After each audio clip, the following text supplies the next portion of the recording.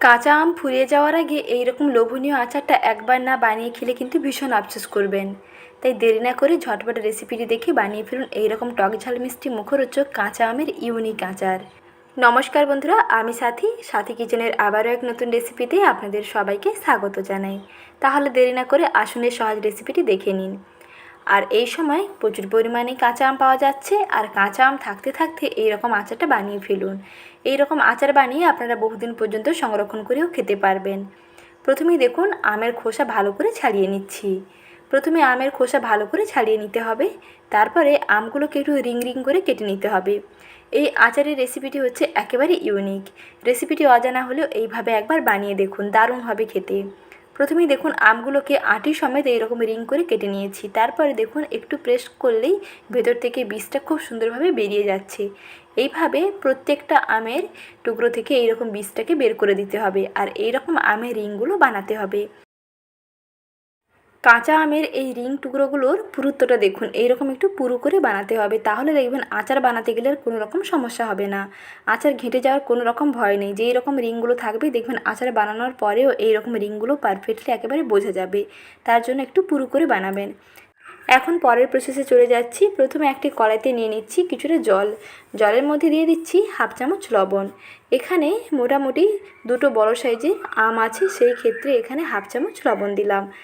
তারপরে জল যখন এরকম ফুটতে থাকবে, লবণ জল ফুটতে থাকবে, সেই সময় এর মধ্যে দিয়ে দিতে হবে আমের টুকরোগুলো। আমের এই রিংগুলোকে দিয়ে প্রায় 1 মিনিট পর্যন্ত ভাপাবেন। 1 মিনিটের কম হলেই ভালো, কিন্তু বেশি যেন না হয়। আমগুলো বেশি নরম করা চলবে না। মোটামুটি একটু ফুট আসলেই এটা গ্যাসের ফ্লেমটা বন্ধ করে দেবেন। এই নুনটা খুব ভালোভাবে আমের মধ্যে ঢুকে যাবে এবং আমগুলো একটু নরম হয়ে যাবে, তখন গ্যাসের ফ্লেমটা বন্ধ করে দেবেন। বেশি কিন্তু নরম করবেন না, তাহলে আচার বানাতেই পারবেন না, তার আগে দেখবেন ঘেটে যাবে। দেখুন কালারটা অল্প একটু এরকম চেঞ্জ হয়ে গেছে, আর এইরকম রিংগুলো গোটা গোটা আছে। এই পর্যায়ে গ্যাসের ফ্লেম বন্ধ করে নিয়ে দেখুন একটি ঝুড়িতে নিয়ে নিয়েছি। জলটা ভালো করে ঝরিয়ে নিয়েছি। এখনও দেখুন রিংগুলো একেবারে গোটা গোটা আছে। প্রথমে ঠান্ডা করে নেবেন। তারপরে একটি কড়াইতে নিয়ে নিচ্ছি কিছুটা চিনি। এখানে দুটো বড় সাইজের আম ছিল, ওজনে হবে প্রায় 450 থেকে 500 গ্রাম। সেই ক্ষেত্রে এখানে আমি 100 গ্রাম চিনি নিলাম। যদি আম টক হয় তাহলে চিনির পরিমাণ একটু বাড়বে, যদি আম মিষ্টি হয় তাহলে চিনি একটু কমবে। এর সঙ্গে মিশিয়ে নিচ্ছি জল। জল দিয়ে এই চিনিটাকে ভালো করে ফুটিয়ে নেব। চিনির একটা ভালো শিরা তৈরি করতে হবে। মোটামুটি চিনিগুলো ভালোভাবে গলে গেলেই হবে। আর এখানে আচারটা একটু টক ঝাল মিষ্টি হবে, বেশিরভাগটা মিষ্টি পরিমাণটা একটু বেশি থাকবে। একটু মিষ্টি মিষ্টি ধরনের হবে, তাহলে দেখবেন খেতে ভালো লাগবে। আর আচারটা অনেকটা ট্রান্সপারেন্ট হবে, একটু চটচটে যাতে হয়ে আসে সেটা খেয়াল রাখবেন, কারণ এর মধ্যে কোনো রকম তেল পড়ছে না, ভিনিগার পড়ছে না। তাই তেল এবং ভিনিগার ছাড়া এরকম চিনির শিরার মধ্যে যেহেতু আচারটা হবে, তার জন্য চিনিটা একটু বেশি দিতে হবে, যাতে চিনির শিরাটা একেবারে চটচটে হয়ে আসে। চিনি যখন গলে এরকম শিরায় পরিণত হয়ে যাবে, আর যখন এরকম ফুটতে থাকবে, সেই ফুটন্ত পর্যায়ে মিশিয়ে নেবেন সেই জল ঝরানো আমের টুকরোগুলো। তারপরে কিছুক্ষণ জাল দিয়ে নিতে হবে। আর তার আগে কি কি মশলা লাগছে আমি মশলাটা দেখিয়ে দিচ্ছি।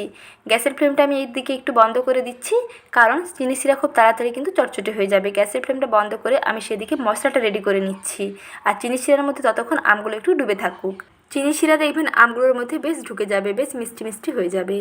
আর মশলার জন্য একটি কড়াইতে নিয়ে নিচ্ছি 2 চামচ গোটা জিরে, আর নিচ্ছি 2 চামচ গোটা মৌরি, আর নেব 1 চামচ গোটা 5 ফোড়ন, আর নিচ্ছি 4টে থেকে 5টি শুকনো লঙ্কা। এগুলোকে প্রথমে শুকনো কড়াইতে ভেজে নিতে হবে। আচারি মশলা রেডি করার সময় কড়াইতে কোনো রকম তেল অ্যাড করবেন না, শুকনো কড়াইতে মশলাগুলোকে ড্রাই রোস্ট করতে হবে। কিছুক্ষণ গ্যাসের ফ্লেমটা মাঝারিতে রেখে এরকম নাড়তে থাকবেন। প্রায় 1 থেকে 2 মিনিটের মধ্যেই দেখবেন মশলাটা খুব সুন্দর ভাজা ভাজা হয়ে যাবে, কালারটাও চেঞ্জ হয়ে যাবে, আর বেশ সুন্দর ভাজা ভাজা গন্ধ বেরোবে। তখন গ্যাসের ফ্লেমটা বন্ধ করে দেবেন। যখন দেখুন বন্ধুরা এরকম একটু লালচে হয়ে যাবে, তখন গ্যাসের ফ্লেমটা বন্ধ করে মশলাটাকে একটু ঠান্ডা করে নিয়ে তারপরে গুঁড়ো করবেন। আর আচারি মশলা তৈরি করার সময় এই মশলা কিন্তু বেশি করে কালো করে ভাজবেন না, তাহলে কিন্তু আচার তেতো লাগতে পারে। তারপরে দেখুন মশলা ঠান্ডা করে নিয়েছি। এখন একটি মিক্সার গ্রাইন্ডারে ভালো করে মশলাগুলোকে গুঁড়ো করে নিতে হবে। আর আচারের জন্য মশলাটা আধা ভাঙা করে গুঁড়ো করবেন, একেবারে মিহি করে গুঁড়ো করবেন না, একটু আধা ভাঙা করে গুঁড়ো করবেন। আর এখানে আমি গোটা ধনে দিইনি, কারণ এখানে আমার একটু ধনে পাউডার আছে, তাই এর সঙ্গে আরও 1 চামচ দিয়ে দিচ্ছি ধনে পাউডার। মিশিয়ে দিলেই রেডি হয়ে যাবে একদম সুন্দর পারফেক্ট আচারি মশলা। এইরকম আচারি মশলা আপনারা বানিয়ে একটি কন্টেনারে ভরে রেখে দেবেন। যে কোনো আমের আচার তৈরি করতে কিন্তু এই আচারি মশলাটা একটু দিয়ে দেখবেন, সেন্টও দুর্দান্ত হবে আর খেতেও দেখবেন ভালো লাগবে। এখন দেখুন আমের শিরার মধ্যে আমগুলোকে কিছুক্ষণ ডুবিয়ে রাখার পরে আমের টুকরোগুলো দেখুন অনেকটা কিন্তু ট্রান্সপারেন্ট হয়ে গেছে। এখন গ্যাসের ফ্লেমটা অন করে দিয়েছি, আবার কিছুক্ষণ জাল দিয়ে নিচ্ছি। আর গ্যাসের আঁচটা একেবারে লোতে রাখবেন, কারণ বেশি হাইতে রাখলে খুব তাড়াতাড়ি কিন্তু চটচটে হয়ে যাবে, তাতে আচারটা বানাতেই পারবেন না আর আমগুলোর মধ্যে জিনিসটা ভালোভাবে ঢুকবে না। তাই গ্যাসের আঁচ লোতে রেখে কিছুক্ষণ পর্যন্ত এরকম ফোটাবেন। কিছুক্ষণ পরে দেখুন আমের কালারটা অনেকটা চেঞ্জ হয়ে গেছে আর অনেকটা ট্রান্সপারেন্ট হয়ে গেছে। সেই পর্যায়ে মিশিয়ে নিতে হবে মশলাগুলো। আর শিরাটা একটু হাতের মধ্যে নিয়ে চেক করে নেবেন যে একটু চটচটে হয়েছে কিনা। চটচটে যখন হয়ে আসবে, শিরাটা যখন অনেকটা টেনে আসবে, তখন এর সঙ্গে মশলা অ্যাড করবেন। প্রথমে গুঁড়ো মশলাগুলো দিয়ে দিলাম আর সবশেষে দিলাম একটু কাশ্মীরি রেড চিলি পাউডার। এতে কালারটা খুবই সুন্দর আসে। তাই আচার যখন তৈরি করবেন সবশেষে অল্প একটু কাশ্মীরি রেড চিলি পাউডার দেবেন, না হলে কিন্তু বাড়িতে থাকা শুকনো লাল লঙ্কার গুঁড়ো অ্যাড করতে পারেন। কালারটাও দেখবেন সুন্দর আসবে আর টক ঝাল মিষ্টির ব্যালেন্সটা একেবারে ঠিকঠাক হবে। আচারটা খেতে দেখবেন দুর্দান্ত লাগবে, বেশ টক ঝাল মিষ্টি হবে, মুখরোচক চটপটা হবে। আর বানানো দেখুন কতটাই সহজ, খুব কম সময় তৈরি করে ফেলতে পারেন কোনো রকম তেল ভিনিগার ছাড়া এই রকম কাঁচা আমের টক ঝাল মিষ্টি মুখরোচক ইউনিক আচার।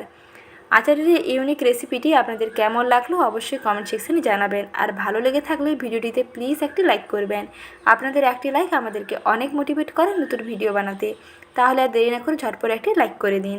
আর দেরি না করে আপনারাও বাড়িতে তৈরি করে ফেলুন এইরকম টক ঝাল মিষ্টি মুখরোচক কাঁচা আমের ইউনিক আচার। তাহলে আজ এই পর্যন্ত, এখানেই বিদায় নিচ্ছি। আবারও শীঘ্রই হাজির হব নতুন রেসিপি নিয়ে। পরবর্তী রেসিপি দেখার আমন্ত্রণ রইল।